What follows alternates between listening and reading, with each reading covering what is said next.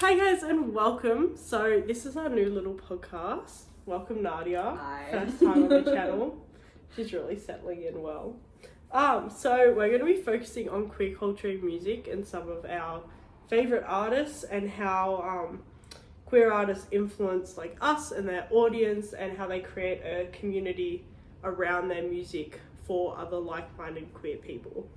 So before we start with our first artist we'll be talking about, we just want to bring up what queer music is to us. So do you want to start that conversation, Nadia? Yeah, sure. When I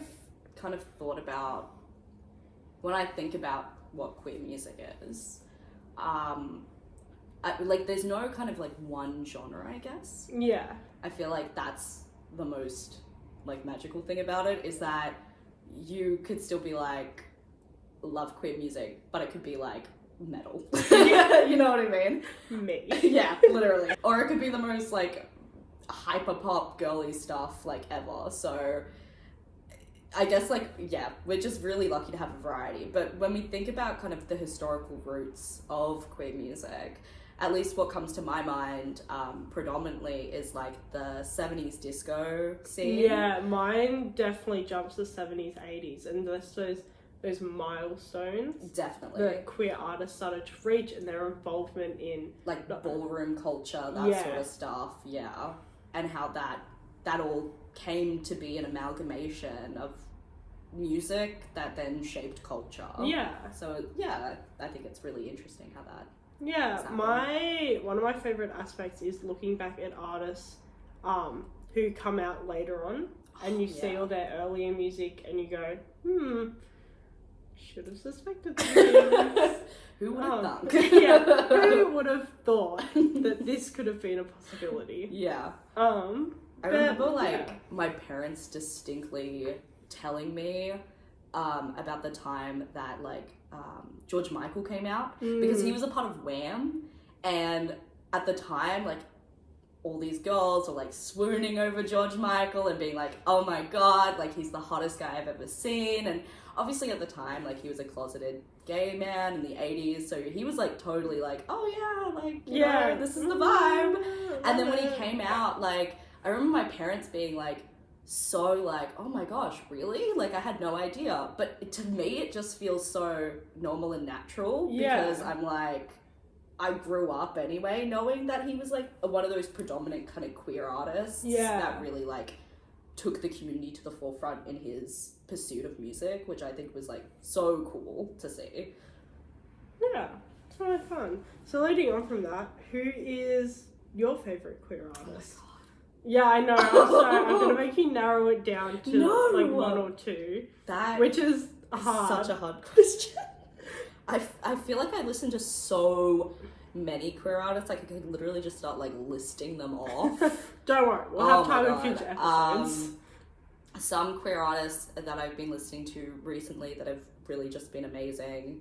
Obviously Chapel Roan. I feel like I have to highlight her. She is just incredible voice, incredible vibes, such an incredible representation of the queer community, specifically the lesbian, bisexual community. Yeah. And I think that has just been incredible what she's done for those specific communities. Other artists, I think of Troye Sivan. You know. I was going to say, my favourite is Troye Sivan, because Troy is one of the first queer artists I listened to. Same. Back when he was doing YouTube and uploading his YouTube videos and releasing music. Icon. I started watching him then, and I still have his OG tracks in the playlist. I still know the lyrics to like those like first Happy albums. Little Pill. Oh my god.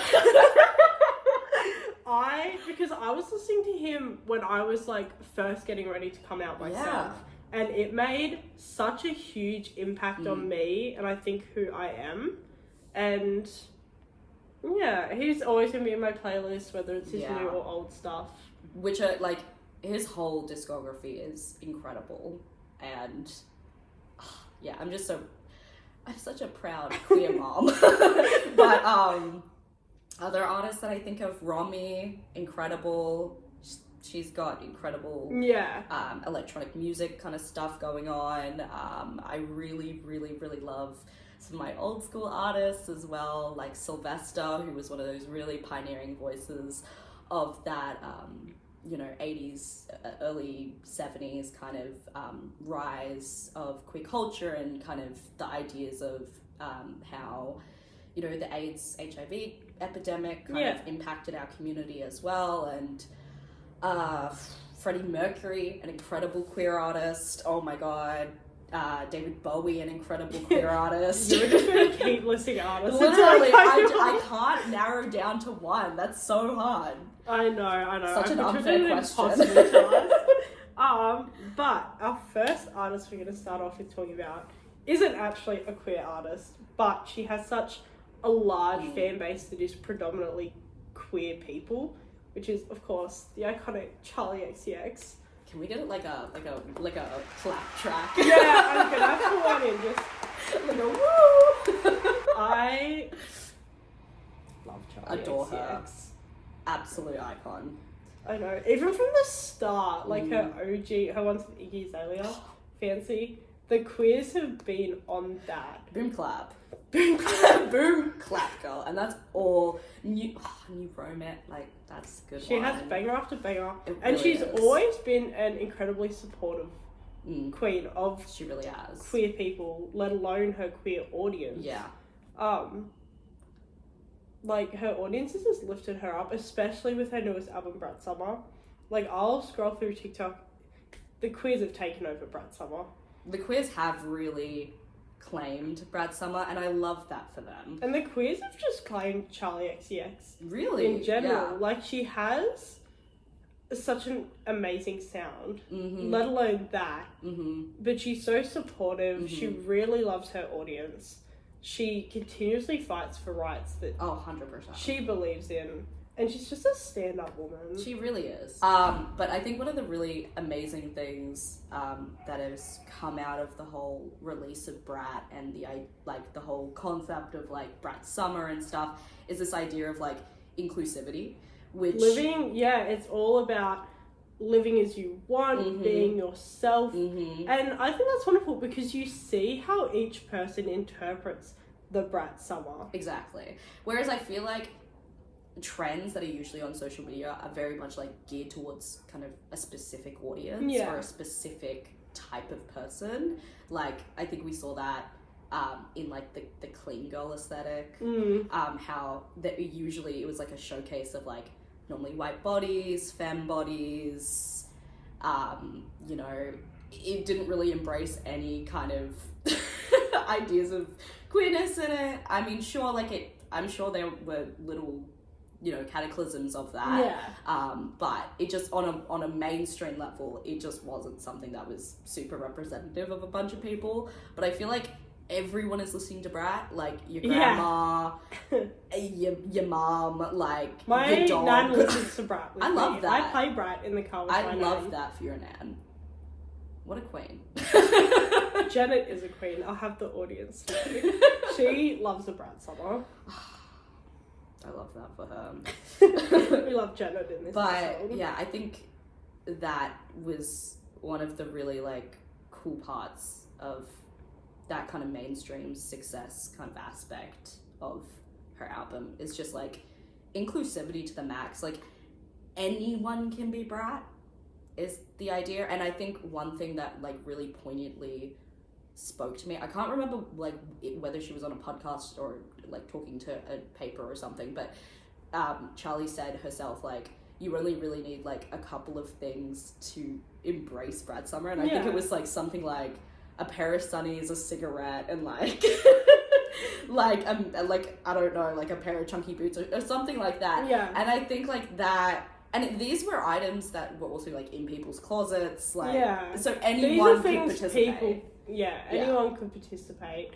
And it's just good. I've seen drag queens and their looks they've done to Brat Summer. I've seen gay men, straight women. It's great. And like, even just like, once again on that mainstream level, like also just like queer icons coming out, being in such like support of this whole gratification. As people call it, the gratification.